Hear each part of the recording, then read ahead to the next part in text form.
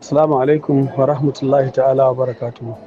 Masu kallon mu a kowane lokaci, a yau ma kamar yadda muka alkawali za mu zo gidan Zamfara domin ganin halin gidan da yadda yake da kuma irin yanayin da ake kula da shi, wanda kamfanin da Almuwasim wato real estate suka bayar da shi haya wa alhazan jihar wato Zamfara. Wannan zuwa da muka yi mun fahimci cewa akwai gidaje guda 4, amma ya muka ce to bari mu zaɓi gida na ɗaya da kuma mu kawo wakili na gida 2 domin mu ji yadda yanayin gidan yake da kuma tsafta da kula da shi. A yanzu gashi mun zo muna wato gidan 'yan Zamfara state, amma da yake gidajen na Zamfaran ba guda ɗaya ba ne. Wannan ita ce hanyar da za ta fito ka daga Yabalash ta kawo ka a gidan Zamfara state ɗin. Wannan ita ce kuma za ta fidda ka zuwa wajen gidan 'yan Neja zuwa CBN. Za mu shiga ciki. Sannun ku ne, yawwa, bismillah. Assalamu alaikum wa rahmatullah. Wannan shine gidan 'yan Zamfaran. Gidaje nawa gare ku? Wannan shine na farko, wannan shine na lambu jirgi na farko. Wannan yana ɗaya daga cikin gidajen, kuma yadda muka samu bayani cikin 'yan kwamitin wato awo, wannan shine gida na farko. Wannan kuma shine wurarensu da ake kawo su abinci da sauransu. Masu kallon mu kai za su ji sunan ka kai ma, kuma muna so mu ji a kowane ɗaki ana samun gado nawa ne? Alhamdulillah, suna na Alhaji Muhammad Dan Asiru Shafkafi. Kowane ɗaki akwai inda gado 5 yake, akwai inda 4 suke, akwai inda 7 ma suke. Ɗaki, kowane ɗaki. Alhamdulillah. Dan mutanen mu ne mai wabin insha Allah wana dan ziyartar wasu wurare dan akwai mutanen mu ciki da sauransu ko ina. Alhamdulillah.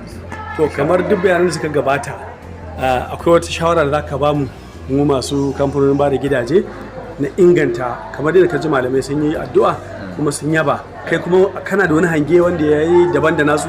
A duk ɗaya ne wallahi, gaskiya. To in duk ɗaya ne, duk maganar da sun kai haka yake. To alhamdulillah. Ko ina kowane gida mai muna zuwa, yana zuwa gida na 2 na 3 da yake wanta zuwa ba, amma na 2 na 3 na 4 duk na zai wuraren.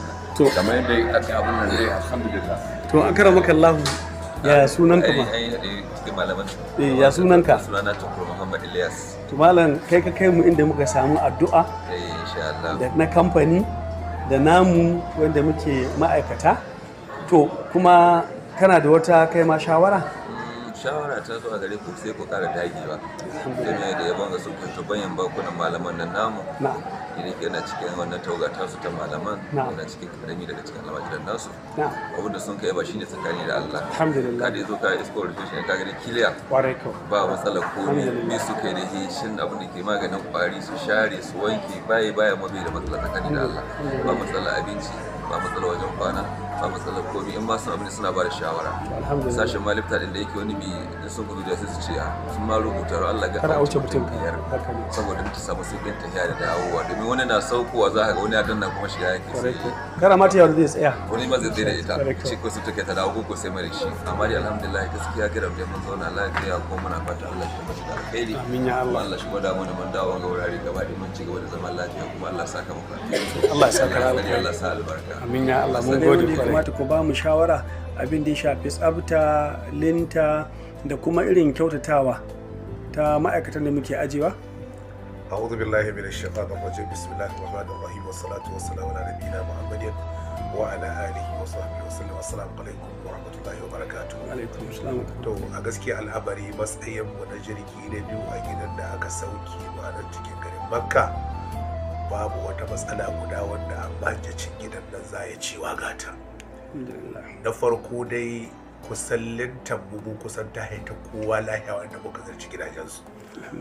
Domin wata lintan koda tana lahiya to ba ta da sauri irin ta, sai ka ga kamin ta bude bayan ta tsaya sai an bata lokaci, amma ta mu ana tsayawa gaskiya za ta budewa.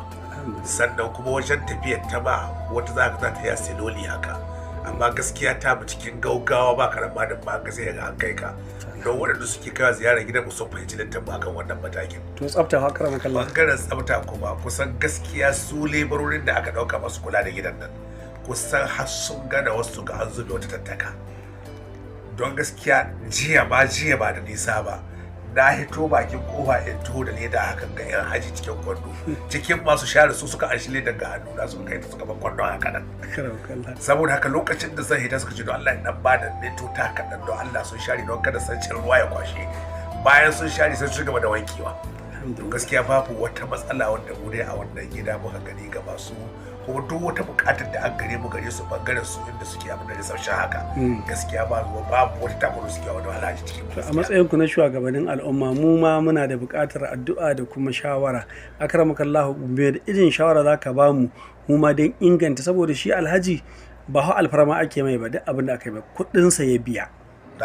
So yana da kyau ya samu ingantaccen aiki. To shine service kenan. Babban al'amari na farko dai abin da muka fahimta ga su alhazai da aka aje ga masaukan ga akwai matsaloli guda 4 da ya kamata a kula da su.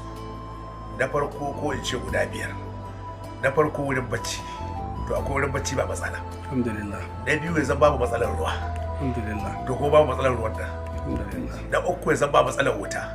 Ko babu matsalar wuta wurin nan. Alhamdulillah. Da bangaren wurin da za ka yi sakola da wajen da za ka yi tulin da yadda za ka yi wanka duk ba matsala ga wannan gida. Alhamdulillah. Sannan na gaba yaya nau'in abincin sahi ana bayarwa ko ba a bayarwa babu da matsala ana ba alhazai da ana samun jinkiri warko amma yanzu wannan jinkiri an ba samun shi kusan ba mahajjata yanzu da yake kowa ya gane hanya kasa wani yan laƙe harami sai da bayan zuwa sha abincin shi to da yake hanyar da aka bi ta an san mutum guda inda zai an sha abincin duk ɗakin su ya aji da makullin da an gare da adadi to kaga ba wannan matsala duk sanda ka iske abincin ka aji ba wai magana a cewa da ya rasa abinci ba ne haka kuma abincin da ake bayarwa da marici kai gaskiya al'amari akwai waɗanda yanzu ma abincinsu yana kwana ba su ci ba shi a gaskiyar magana. To Ubangiji Allah shi sa an yi aikin hajji karɓiya mala.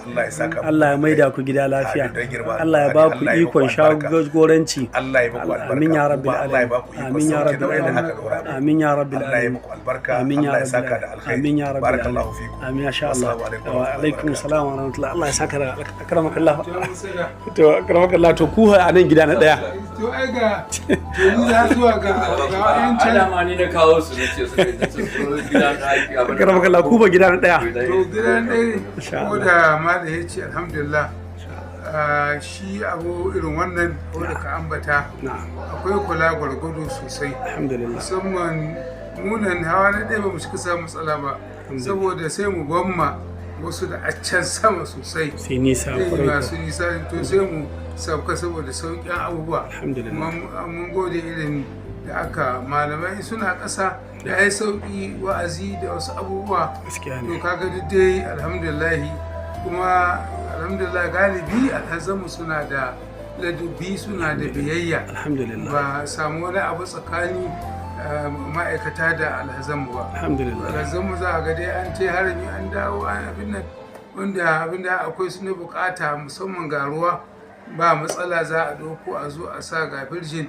abubuwa da wanda yake alhamdulillah alhazanmu da yawa kasan na karkara ne sun samu kansu cikin wanga alkhairi muna jin daɗi muna hatar kawo da mala ya ce a ci gaba da ƙara kula gaskiya na yan shekaru ina zuwa nan ma kasa gani karatu alhamdulillah ga yana da labari da a ci gaban da an ga samu can da za a zuwa gado 10 duk mu kwanta yanzu ga shi da Allah ya kawo kuma sai a ƙara kula da to insha Allah karam Allah ya saka da alkhairi abun kawai na aiki a kida ya lada ga Allah alhamdulillah dukkan mu da mu da ku sai duk a samu shi abin gan Allah yalwa gare shi gaskiya ne Allah ya saka da alkhairi Allah bai da ku gida lafiya Allah ya biya mana bukatu Allah ya saka muku alkhairi Allah ya ba kasan mu lafiya karamaka Allah suna Muhammad Kabir Umar to masha Allah Allah ya saka alkhairi to alhamdulillah kun ga irin yadda muka samu kyakkyawar tattaunawa